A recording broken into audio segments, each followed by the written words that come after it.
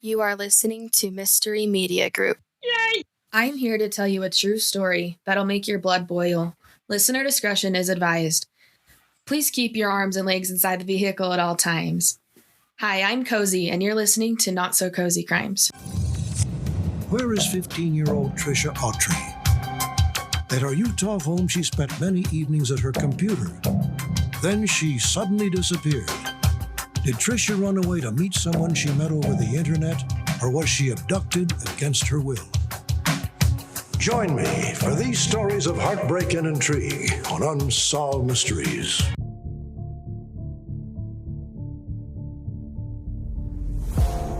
Trisha Autry was a smart 15-year-old girl with fiery red hair and a bright smile. She loved to write fictional stories and would stay up late into the night writing. Unfortunately, Trisha was often made fun of and bullied by other kids at school that were her age. This made things hard when she vanished from her home in the small town of Hiram, Utah. The police automatically assumed that Trisha was a runaway. They did not take this case seriously at first, leaving her mother, Joanne, and her sisters frantically searching the neighborhood and nearby areas. Joanne and her daughters knew that Trisha had not run away, as she had left all her belongings behind. After some searching, Joanne began to wonder if Trisha had left her home to meet up with someone she had met on the internet. The night before her disappearance, Trisha was up all night on her laptop doing what her mother thought was writing. After searching through Trisha's computer, Joanne found that Trisha had not been writing. She had been emailing and talking in chat rooms. The police took Trisha's computer and found that she had 3 separate email accounts, and there was evidence of files and chats that had been deleted around 3 a.m. the night before Trisha's disappearance. After many interviews cops had had with close neighbors, one of them explained that she had seen a red car on several occasions. The neighbor did not think much of it until 2 weeks prior to Trisha's disappearance, when they saw Trisha getting out of this red car and walking into her home.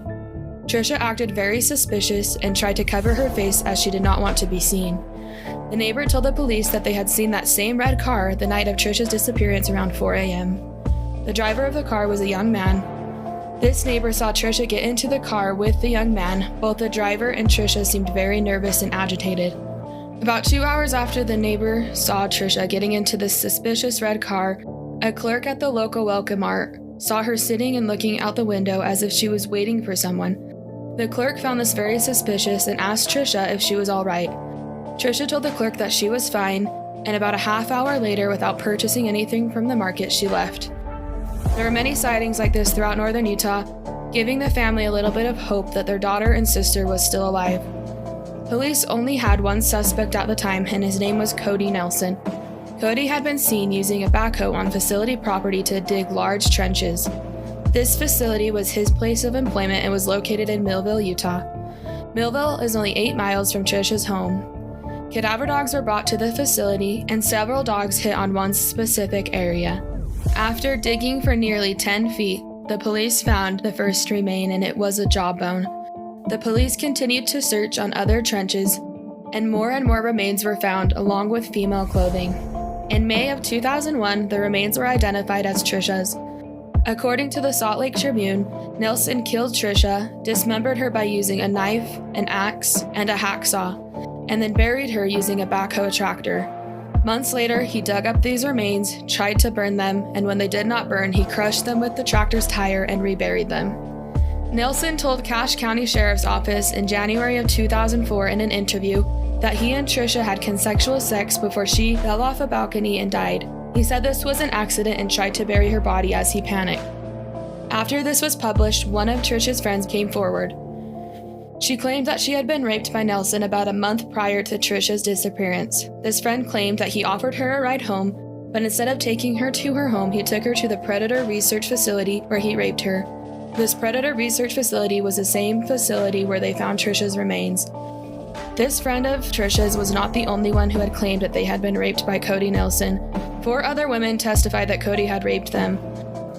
Cody was charged with kidnapping and first-degree murder. After initially pleading guilty, he later withdrew his plea. In 2004, he was given a life sentence without parole. Nearly a decade after Nelson was sentenced to prison for life, Nelson and his attorney asked the Utah Supreme Court to grant him a new trial. Luckily, that did not happen. If Trisha hadn't been a victim of bullying, would she have reached out online to seek a friend?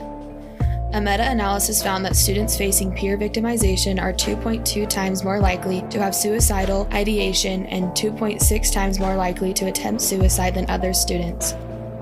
About 160,000 teenagers choose to skip school just to avoid being bullied. 1 out of 5 school-age children ages 12 to 18 have experienced some form of bullying. If you are a victim of bullying in Utah like Trisha, please download the app Safe Utah to connect with a counselor. For crisis, please call 833-372-3388. 833-372-3388.